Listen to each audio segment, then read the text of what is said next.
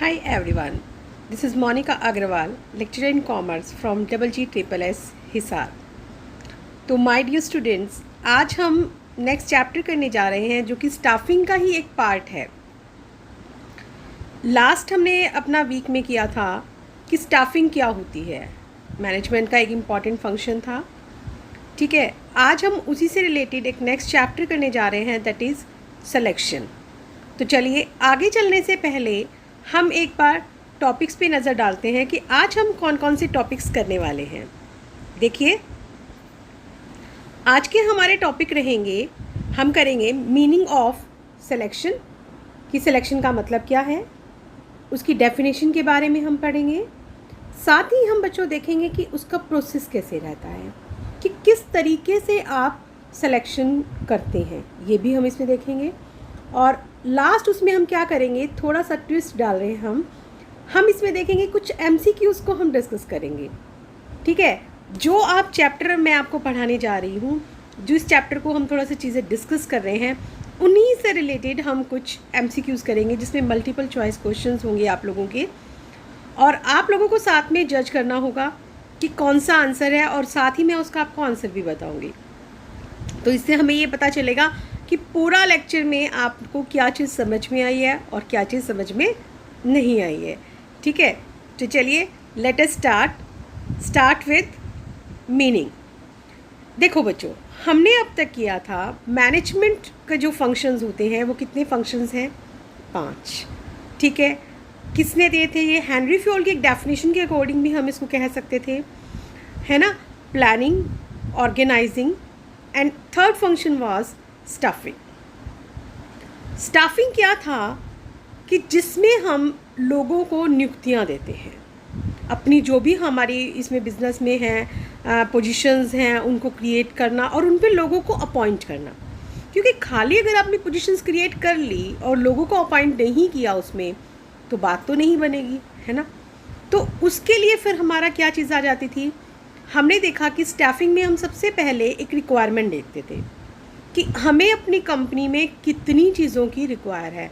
चीज़ यहाँ पे चीज़ नहीं, मतलब कितने लोगों की रिक्वायरमेंट है, कितनी हमारी पोजीशंस हैं, कितने लोगों को हम अपनी फर्म में रखना चाहते हैं।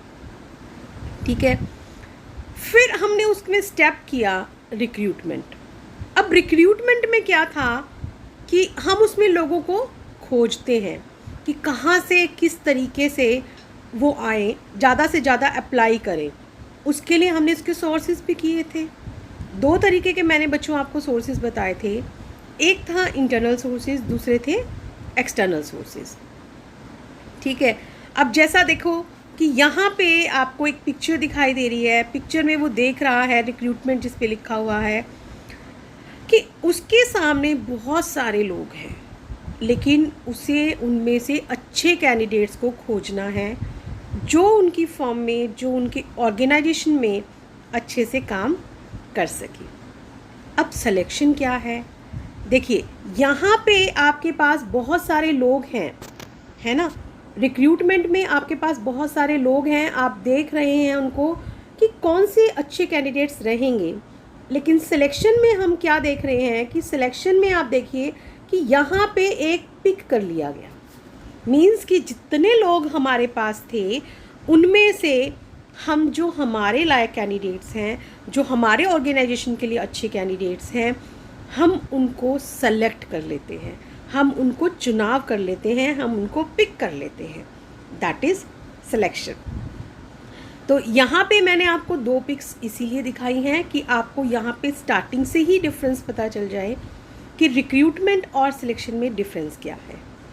ठीक है, तो चलिए अब आपको एक बार आइडिया हो गया कि सिलेक्शन क्या है, कि जितने भी एप्लीकेंट्स हैं उसमें से एलिजिबल कैंडिडेट्स को सेलेक्ट करना, दैट इज़ सिलेक्शन, है ना। तो चलिए फॉर्मली जो हम इसका मीनिंग करते हैं, देखिए बच्चों, मीनिंग में क्या चीज़ आती है, मीनिंग कहता है वो, selection is the process of picking और choosing the right candidate who is most suitable for a vacant job position in an organization। अब यही चीज़ की हमारी डेफिनेशन आ गई ना, इसी से रिलेटेड कि क्या है हमने करना चूज़, कि जो भी हमारे ऑर्गेनाइजेशन के लिए सबसे ज़्यादा सुटेबल है, जो हमारी वेकेंट जॉब पोजीशन है, जो खाली जॉब पोजीशन है, ठीक है, तो उसके लिए जो सबसे ज़्यादा सुटेबल है, सही कैंडिडेट है, उसको चूज़ करना या फिर उसको पिक करने का जो प्रक्रिया है, दैट इज़ सिलेक्शन। ठीक है, चलिए अब हम नज़र डालते हैं इसकी डेफिनेशन की ओर। देखिए डेफिनेशन क्या है, डेल योडर जो है उन्होंने बहुत अच्छी सी एक डेफिनेशन दी है, बहुत इजी भी है वो डेफिनेशन।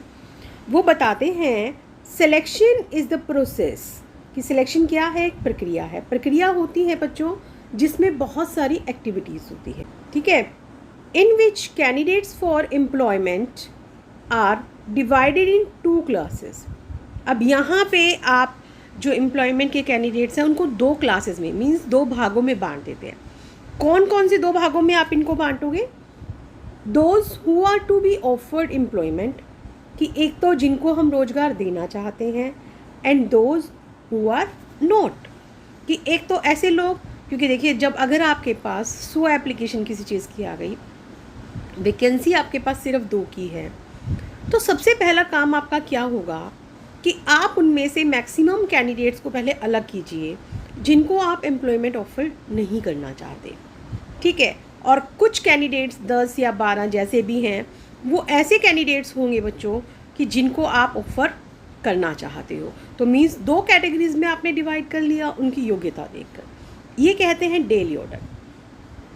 लेकिन एक कुंटज हैं इनके विद्वान, कुंटज ने भी एक बहुत अच्छी सी डेफिनेशन दी है। कुंटज क्या बताते हैं, selecting manager is choosing from among the candidates the one who best meets the position requirements. उन्होंने भी हमारे को क्या बताया कि जो हमारी रिक्वायरमेंट के अकॉर्डिंग बेस्ट है ना, जो कैंडिडेट हमारी रिक्वायरमेंट के अकॉर्डिंग सबसे अच्छा है, हमारी रिक्वायरमेंट अच्छे से पूरी करता है, जिस पोजीशन पर हम रखना चाहते हैं उसके लिए वो सारी की सारी जो एबिलिटीज़ हैं वो अच्छे से हैं उसमें, तो वो हमारा क्या है, सेलेक्टिंग मैनेजर जो है वो काम करता है। तो बच्चों देखो आपने मीनिंग पढ़ा, इसका डेफिनेशन पढ़ी, अब इसके कंक्लूज़न करते हैं। हमेशा आप पेपर में लिखिए, पहले उस चीज़ का अर्थ बताइए, फिर उसकी डेफिनेशन दीजिए, 1 या 2 ऑथर्स की कम से कम आपको डेफिनेशन देनी चाहिए, और फिर उसके बाद आप उसकी कंक्लूज़न दीजिए। कंक्लूज़न में क्या आ जाता है, अब देखिए यहाँ कहा जाता है selection can be explained as the process. अब वो यहाँ फिर से उसको बता रहा है कि प्रोसेस तो क्योंकि अल्टीमेट है ना, interviewing the candidates and evaluating their qualities. अब यहाँ पे हमने क्या करना है कि उसमें क्या किया जाता है, वो कहते हैं कि एक ऐसी प्रोसेस है जिसमें हम क्या करते हैं कि कैंडिडेट्स का इंटरव्यू लेते हैं। इंटरव्यू मीन्स आपस में सामने सामने बैठकर हम उसमें बातचीत कर सकते हैं। जनरली जो इंटरव्यू होता है वो आमने सामने ही होता है, और साथ ही हम उनकी क्वालिटीज़ को इवैल्यूएट भी करते हैं कि कौन सी क्वालिटीज़ हैं which are required for a specific job, कि जो हमारी जॉब के लिए जो हमारी स्पेसिफिक जॉब के लिए, कि जैसे अब अगर हम एक मैनेजर अपॉइंट कर रहे हैं तो उस मैनेजर के लिए क्या होना चाहिए, क्या वो MBA होना चाहिए, उसके पास एक्सपीरियंस होना चाहिए। तो ये चीज़ें देखते हुए ना हम उसमें देखते हैं कि भाई हाँ उसकी क्वालिटीज़ हमारी जॉब के लायक हैं या नहीं हैं, क्या वो फुलफ़िल कर रही हैं या नहीं कर रही हैं। जब हम ये चीज़ें देख लेते हैं then choosing the suitable candidate for the position, फिर हम अपना उस पोजीशन के लिए उस कैंडिडेट को सेलेक्ट कर लेते हैं, है ना। तो कितनी आसान सी है इसकी। और एक और भी दी गई है, देखिए the selection of A right applicant for a vacant position, की खाली जगह जो है वहाँ पे एक सही एप्लीकेंट का चुनाव करना, जो फ्यूचर में क्या होगा हमारी फर्म के लिए एक एसेट होती है। स्टाफिंग में मैंने आपको बच्चों ये चीज़ बताई थी कि जैसे आप देखिए कि एक बिज़नेस के लिए ना लेबर इम्पॉर्टेंट है, मनी है, मटेरियल है, वैसे ही सेम लेबर भी इम्पॉर्टेंट है। और लेबर किससे है, ह्यूमन बीइंग से है। तो ह्यूमन बीइंग तभी हम कहते हैं ना, हमने उसमें पढ़ा भी था क्या, कि हर एक शाम को हमारी संपत्तियाँ बिज़नेस से बाहर चली जाती हैं, और हमें ये सुनिश्चित करना होगा कि अगली सुबह वो फिर से हमारे पास ही आए। तो वो संपत्तियाँ कौन सी थी? वो संपत्तियाँ हमारे ह्यूमन बीइंग ही हैं, ठीक है, क्योंकि यही हैं जो which will be helping the organisation in reaching its objectives. वो क्या करती हैं कि जो हमारे ऑब्जेक्टिव्स हैं ऑर्गेनाइजेशंस के, उन्हें पूरा करने के लिए, उन्हें वो पूरा करने के लिए पूरी हेल्प करती हैं, क्योंकि आप इनके बिना कभी भी नहीं कर सकते। इंसान नहीं है, आपके पास एक ऑटोमेटिक मशीन भी है, उसको भी तो बटन दबाने के लिए ह्यूमन की ज़रूरत होगी ना। तो without human nothing is possible. सब कुछ इम्पॉसिबल होता है, इंसान की तो ज़रूरत है आपको, तो इसलिए हम उसको क्या कह सकते हैं कि हमारी एक एसेट भी है। ठीक है बच्चों, तो चलिए अब हम चलते हैं अपने प्रोसेस की तरफ कि सिलेक्शन का प्रोसेस क्या है। अब हम इसमें 1 बाय 1 इसको पढ़ेंगे। देखिए, प्रोसेस में सबसे पहला जो पॉइंट आ जाता है that is preliminary screening. Preliminary screening में क्या चीज़ है? अब जब भी आपके पास एप्लीकेंट्स आ गए, एप्लीकेशंस आपके पास बहुत सारी हैं, है ना। अब उन एप्लीकेशन में से, जैसा मैं आपको बता रही हूँ कि अगर किसी चीज़ के लिए आपके पास 5 वैकेंसीज हैं लेकिन आपके पास 500 एप्लीकेशंस आ गई हैं, तो क्या 500 के 500 एप्लीकेंट्स को सिलेक्शन के प्रोसेस से गुजरना होगा? नहीं। हम उनकी शुरुआत से ही ये जांच करनी शुरू कर देते हैं कि कौन से जो लोग हैं वो हमारे के सिलेक्शन प्रोसेस के लिए ठीक रहेंगे और कौन से नहीं रहेंगे। अभी जैसा मैंने ऊपर बताया था, जैसे डेल योडर ने जी ने भी कहा था क्या कि जितने भी हमारे एप्लीकेंट्स हैं उनको 2 भागों में बांट दिया जाता है। कौन कौन से? एक जिनको हम ऑफ़र करना चाहते हैं जॉब, और दूसरे जिनको हम ऑफ़र नहीं करना चाहते, मींस जो हमारी एलिजिबिलिटी में आते ही नहीं हैं। क्योंकि आप ऐसे थोड़ी ना अपने आप चुनाव कर सकते हैं, आप उनकी योग्यताएं देखोगे, क्वालिटीज़ देखोगे, एबिलिटीज़ देखोगे, उसी के बेस पे तो बताओगे ना। तो बच्चों, प्रीलिमिनरी स्क्रीनिंग में हम इसमें 2 भागों में इसको बांट लेते हैं। पहला हमारा क्या आ जाता है? Preliminary interviews. ठीक है, प्रीलिमिनरी इंटरव्यू में हम क्या करेंगे, जैसा मैंने आपको अभी बताया, प्रीलिमिनरी स्क्रीनिंग में हमारे पास जितने भी एप्लीकेंट्स थे, हमने उसके 2 एप्लीकेशंस मतलब 2 भागों में उसको हमने बांट लिया।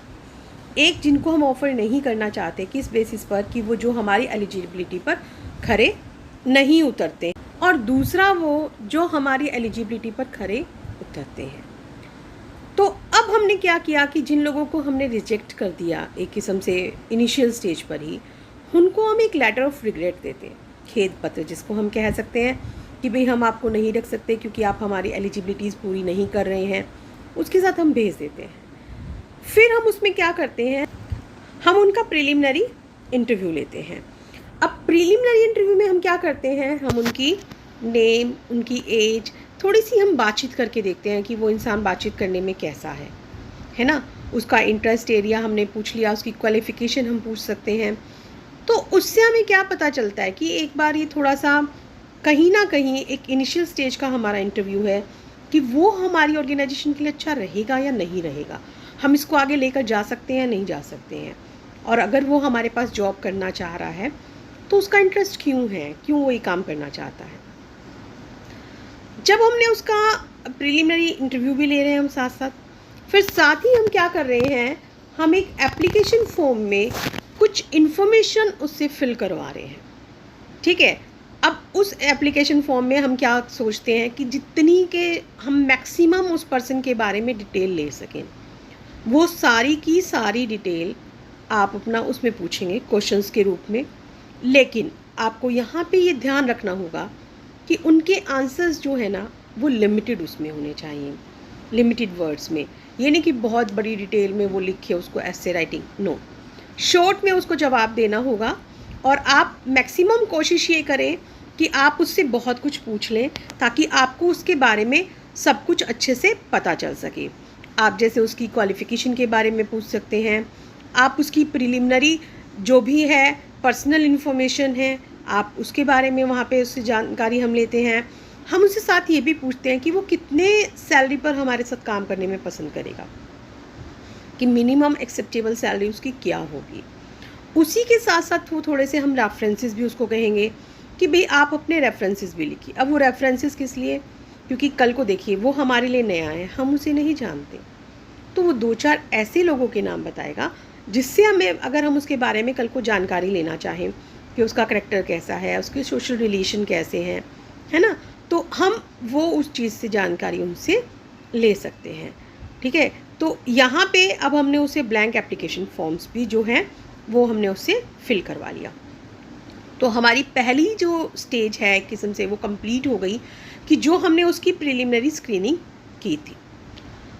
अब चलिए दूसरी जो हमारी स्क्रीनिंग आई फिर सिलेक्शन टेस्ट। अब हम उसमें कुछ टेस्ट उसके रखते हैं। ठीक है, अब कौन कौन से हम उसके बारे में उससे टेस्ट रखेंगे। सबसे पहला हम टेस्ट रख रहे हैं प्रोफिशिएंसी टेस्ट। प्रोफिशिएंसी टेस्ट में बच्चों 2 चीज़ों का हम उसमें ध्यान रखते हैं। 2 उसको हमने पार्ट्स में बांट देना है। एक हम देखते हैं कि उसमें स्पेशल जो ट्रेड एफिशिएंसी है वो उसकी कितनी है। मींस हम यहाँ पे उसकी उस चीज़ से रिलेटेड, जिस जॉब पे हम उसको रखना चाहते हैं उस जॉब से रिलेटेड हम उसकी देखेंगे क्या चीज़, कि उसकी थियोरेटिकल नॉलेज कितनी है। ठीक है, थियोरेटिकल नॉलेज देखेंगे एज वेल एज हम उसकी प्रैक्टिकल नॉलेज भी देखेंगे। अब थियोरेटिकल और प्रैक्टिकल नॉलेज आप कैसे देखोगे। देखिए, अगर कोई आपके पास आया कि भाई मैं मोबाइल कंपनी है आपकी और मोबाइल का काम वो आप मोबाइल के लिए उसको रखना चाहते हैं, तो आप उसे पूछेंगे कि अगर मोबाइल में दिक्कत आ जाती है तो आप उसकी रिपेयर वगैरह कैसे करोगे। एक तो उसने हुआ कि वर्बली आपको बता दिया कि भाई ऐसे ऐसे अगर कोई सॉफ्टवेयर उड़ गया है या कोई हमारा एकदम से ख़राब हो गया, उसमें वायरस आ गया, हम कैसे डाटा ले सकते हैं, उसको कैसे हम ठीक कर सकते हैं। एक तो वर्बली बताना और एक उस चीज़ को करके देखना, दोनों में बहुत डिफरेंस होता है ना। तो वहाँ पे हम क्या कर सकते हैं, थियोरेटिकल नॉलेज में तो हमने उसको सिर्फ वर्बली पूछ लिया।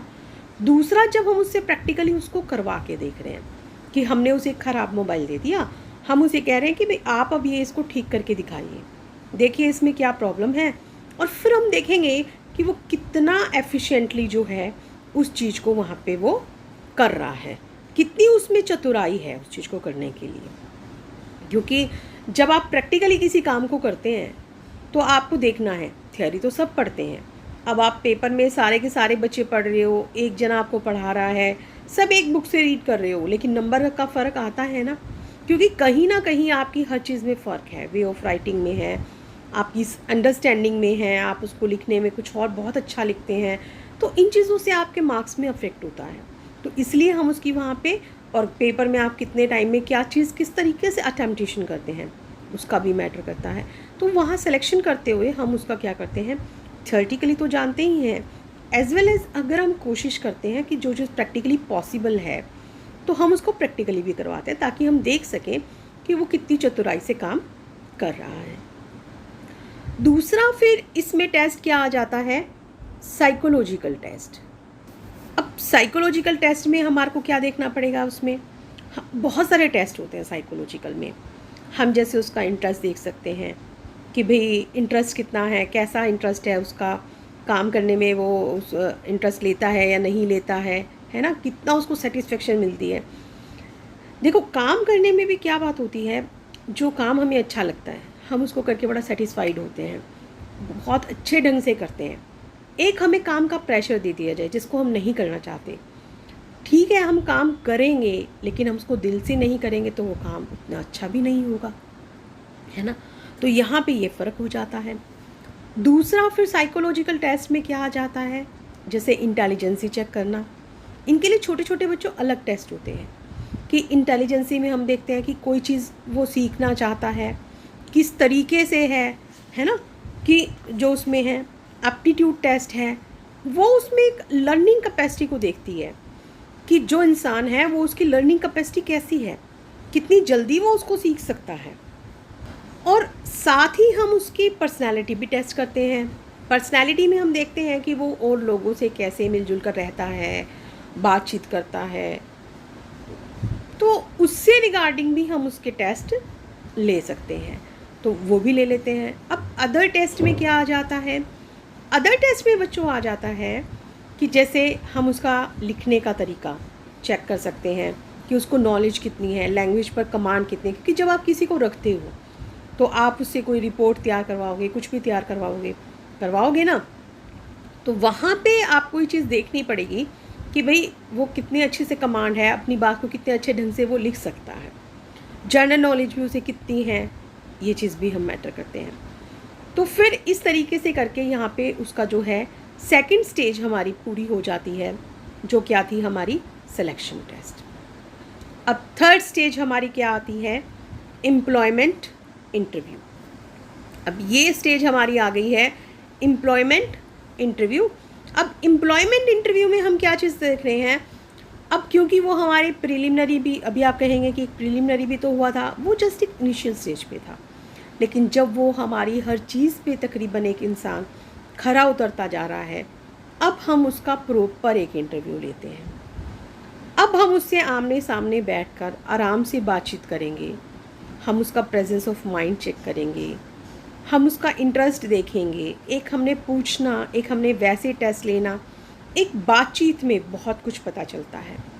हम उसका मैच्योरिटी लेवल देखेंगे, हम उसकी देखेंगे कि उसकी मेमोरी कितनी सही है, कितनी याददाश्त उसकी है, काम करेगा तो याददाश्त भी तो होनी चाहिए ना, कि बिल्कुल वो ना हो। तो यहाँ पे हर चीज़ को हम उसमें चेकअप करेंगे उसका।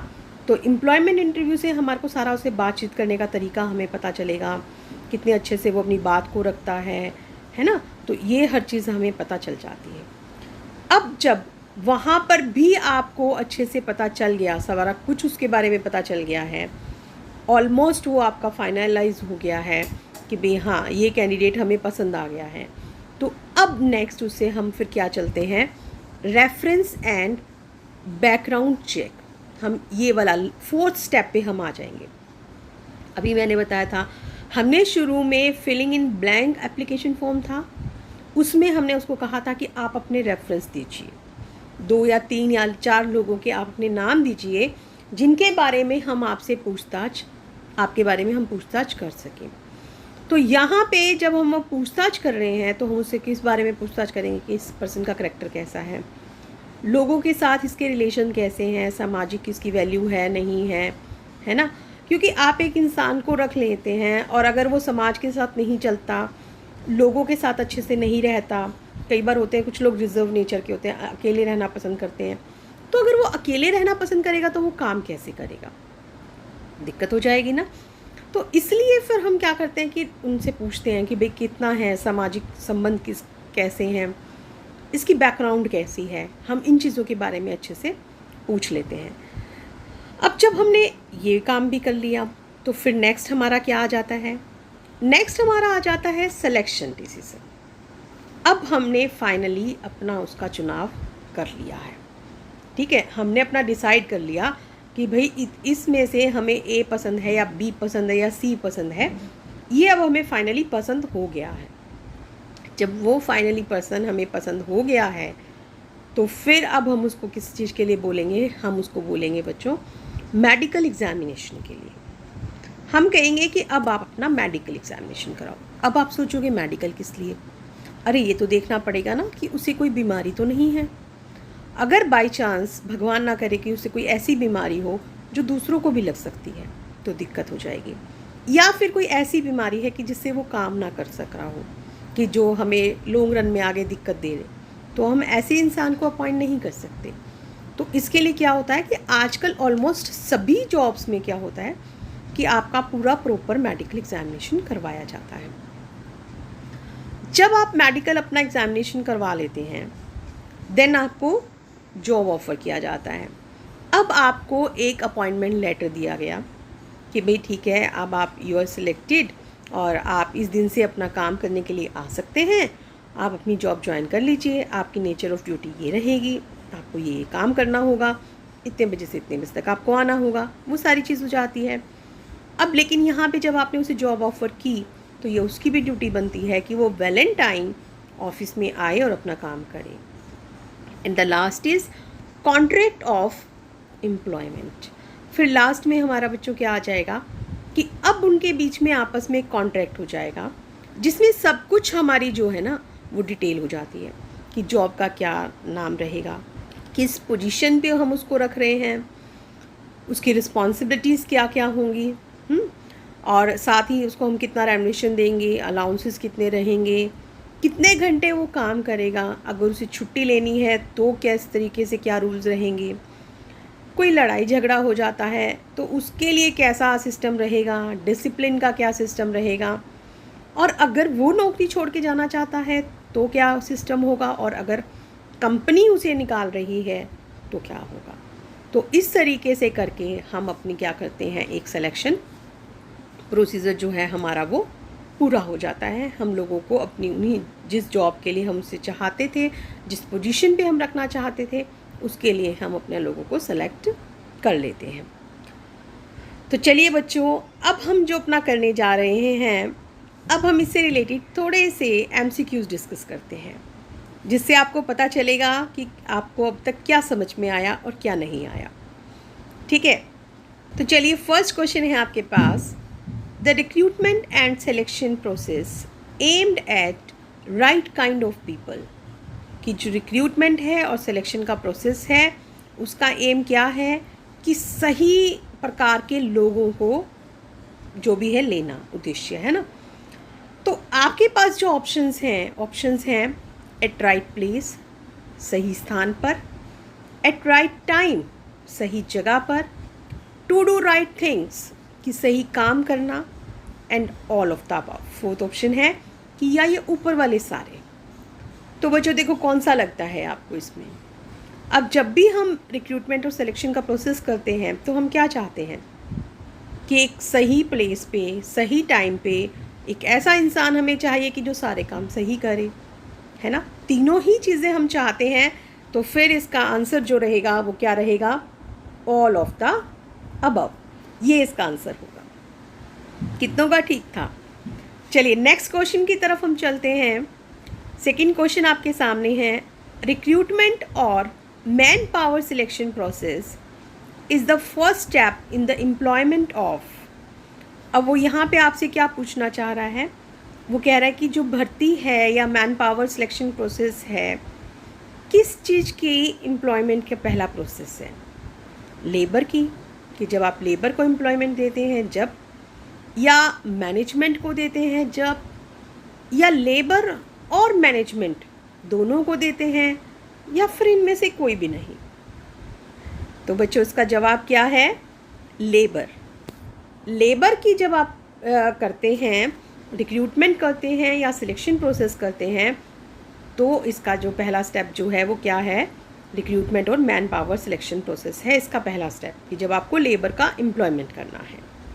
ठीक है, चलिए अब नेक्स्ट क्वेश्चन है हमारे पास, the poor quality of selection will mean extra cost on dash and supervision.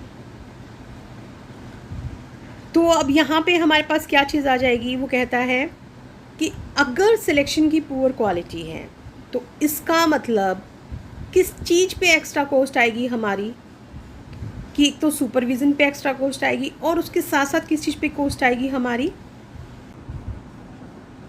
Training पर आएगी। बच्चों जब कोई काम उसको आता नहीं होगा तो हमें उसको ट्रेन तो करना पड़ेगा ना, तो उसके लिए हमारी उस पर एक्स्ट्रा कॉस्ट आ जाएगी। तो नेक्स्ट क्वेश्चन बच्चों आता है, dash refers to the process of identifying and attracting job seekers so as to build a pool of qualified job applicants. इन जो चार नीचे आपको दिए गए हैं, इनमें से ऐसा कौन सी चीज़ है जो ये चीज़ का प्रोसेस बताती है कि जॉब सीकर्स और आपको क्वालिफाइड जॉब एप्लीकेंट्स कहाँ होने चाहिए, उनके बीच में एक ब्रिज तैयार करना। एक किस्म से हम कह सकते हैं कि पूल बनाना, है ना। सिलेक्शन में तो हम सेलेक्ट कर लेते हैं।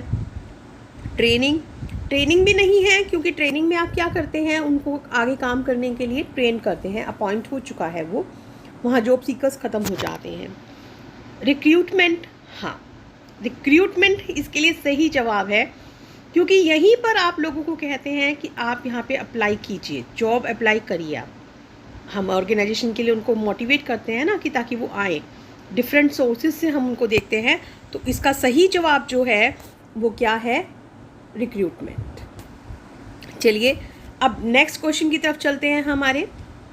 Dash are forms that are looked upon as head hunters, raiders and parrots by organisation which lose personnel through their efforts. अब यहाँ पे ऐसी कौन सी फॉर्म है जिन्हें हम एक हेड हंटर्स, रेडर्स और पेरेट्स के द्वारा देखते हैं, मतलब इन्हें ये माना जाता है क्योंकि ये अपने पर्सनल एफर्ट्स से जो भी है, जहाँ पे जब ऑर्गेनाइजेशन नहीं कर पाता तो ये फॉर्म जो है ये रिक्रूटमेंट में हमारी हेल्प करती हैं। दैट इज़ जो उसके नाम से ही है, रिक्रूटिंग फॉर्म्स। रिक्रूटिंग फॉर्म इसके लिए सही जवाब है। क्यों? क्योंकि देखिए प्रोफेशनल इंस्टीट्यूशन आपको एक प्रोफेशनल आपको क्वालिफिकेशन लाइक दे देते हैं, ज़्यादातर ऐसे होते हैं। लेबर यूनियंस लेबर से रिलेटेड जो इश्यूज़ के लिए बनाई गई होती हैं, ठीक है। और एम्प्लॉयमेंट एजेंसीज भी हालांकि आप ये कह सकते हैं कि वो एम्प्लॉयमेंट को प्रमोट करती हैं, कि लोगों को रोज़गार दिलवाने में हेल्प करती हैं, पर यहाँ पर जो एज ए हेड हंटर देखे जाते हैं, रेडर्स देखे जाते हैं, दैट इज़ रिक्रूटिंग फॉर्म्स होती है। And the last question is dash is the process of differentiating between applicants in order to identify and hire those with a greater likelihood of success in a job। अब यहाँ पे ऐसा किस चीज़ की ये जो प्रोसेस है कि जो एप्लीकेंट्स थे और हमने उनको हायर करना है ताकि हमारे वो जॉब में एक सक्सेस हो सके, ऐसी कौन सी चीज़ें हैं? दैट इज़ सिलेक्शन, जो हमने अभी किया है ना, कि इसी में हम करते हैं ना कि जितने हमारे पास लोग हैं उनमें से हम बेस्ट का चुनाव करते हैं ताकि एक फर्म जो है वो अच्छे से सक्सेस हो सके। तो आज के लिए बच्चों इतना ही, दैट्स ऑल।